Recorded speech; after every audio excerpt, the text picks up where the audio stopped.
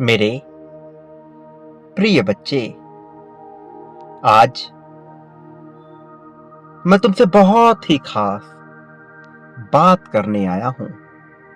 एक ऐसी बात जिसका जानना तुम्हारे लिए अत्यंत आवश्यक है।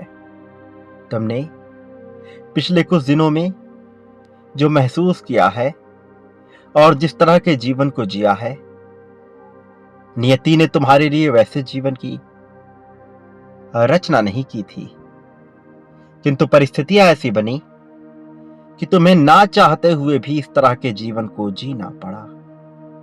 मेरे प्रिय बच्चे, एक बेखौफ, बिना किसी झिझक के जीने वाला जीवन तुम्हारे सामने आने वाला था, लेकिन किन्हीं कारणों से उसमें थोड़ी देरी हुई। मनुष्य के जीवन में जब उसके विभिन्न तत्वों में संतुलन मौजूद नहीं होता, तब वह उन्हीं तत्वों के अधीन होकर एक ऐसे जीवन को जीने लगता है जो जीवन उसे कभी भी खुशगवार नहीं लगती। मेरे प्रिय, आज जब यह दिव्य संदेश तुम्हारी नजरों के सामने उपस्थित हुआ है, तुम्हारे कानों में यह जा रहा है और तुम्हारे भीतर प्रवेश कर दिव्य रूप से तुम्हें प्रभावित कर रहा है, तो ये प्रामाणिकता है, पूर्ण रूप से यह सिद्ध करता है कि यह संदेश केवल तुम्हारे लिए ही भेजा गया है। आज इसकी गहराई में उतरकर तुम्हें कुछ जानने की आवश्यकता है, और इसी कारण से आज तुम्हें हर हाल में इस संदेश को पूर्णतः अंत तक सुनते रहना है। चाहे परिस्थिति कोई भी क्यों ना हो, इसे बीच में छोड़कर जाने की भूल बिल्कुल भी नहीं करनी है।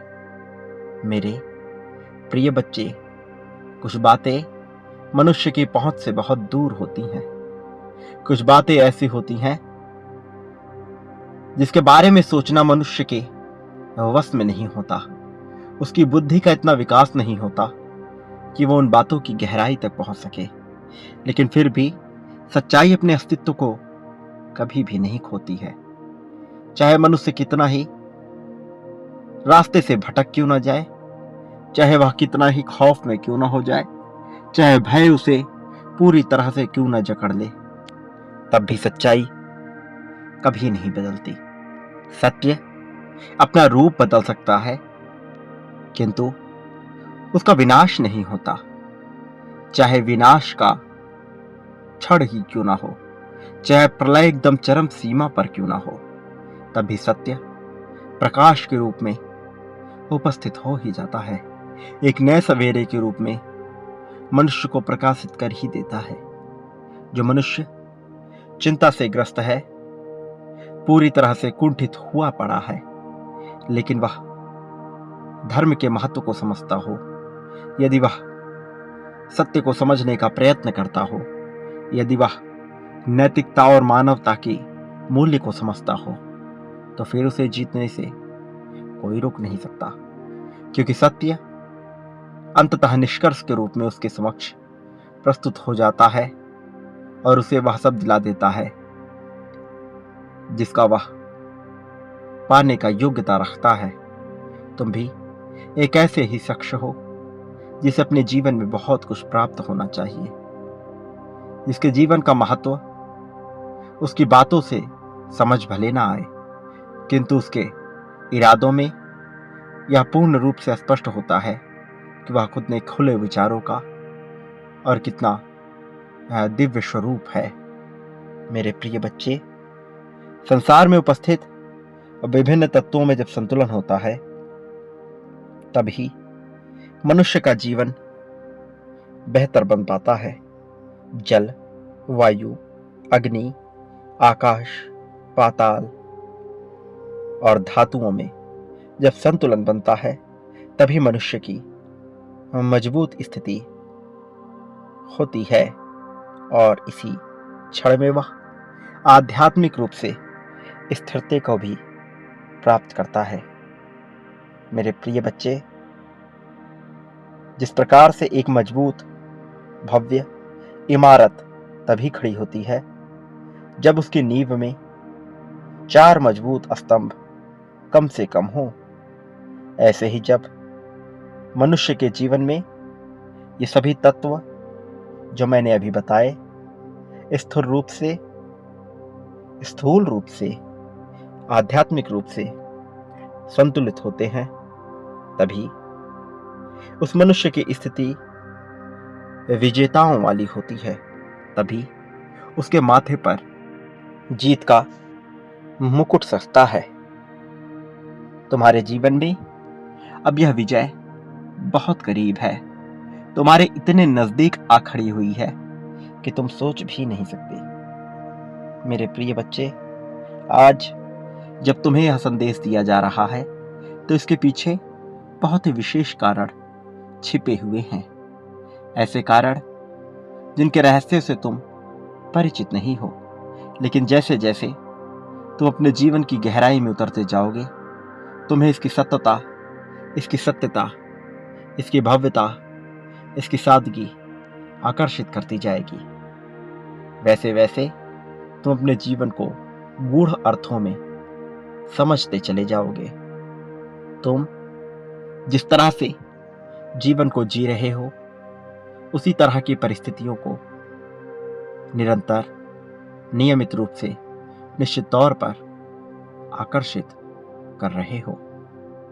मैं देख रहा हूं कि दुख की बातों को तुम बेवजह ही अपने जीवन से जोड़ ले रहे हो। जब तुम अकेले में होते हो या ख्यालों में डूबे हुए होते हो तो अपने आप को दुख की स्थिति में महसूस करते हो। तुम इसका प्रयोजन नहीं समझते, लेकिन तुम्हें यह समझना होगा कि यदि तुम निरंतर उन बातों को सोचते जाओगे तो उसका नकारात्मक असर तुम्हारे ऊपर पड़ेगा। तुम्हारा जीवन वैसे ही दिशा का रूप ले लेगा, और मैं नहीं चाहता तुम इस तरह के जीवन को जियो जिसमें तुम्हें किसी भी तरह का पछतावा महसूस हो। मैं तुम्हें आगे बढ़ते हुए भविष्य में देख रहा हूं। अब जबकि तुम्हें यह संदेश मिल रहा है तो तुम्हें यह समझना होगा कि तुम्हारे जीवन का शुभ समय आरंभ होने वाला है। अब ये माह तुम्हारे लिए खुशियों की सौगात लेकर आएगा।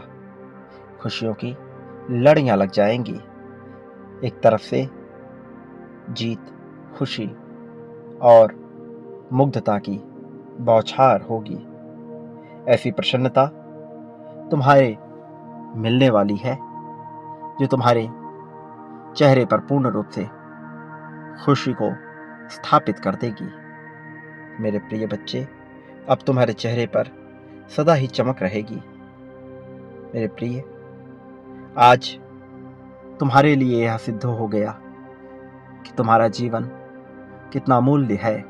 तुम भले ही यह ना समझो, लेकिन तुम मेरी परीक्षा में बहुत खरे उतरे हो, और इसलिए यह सुनिश्चित किया जा रहा है कि तुम पर विभिन्न प्रकार के संतों का, विभिन्न प्रकार के पुण्य आत्माओं का और विभिन्न प्रकार के देवदूतों का आशीर्वाद बरसता रहे। तुम पर यह कृपा बरसाई जाती रहे।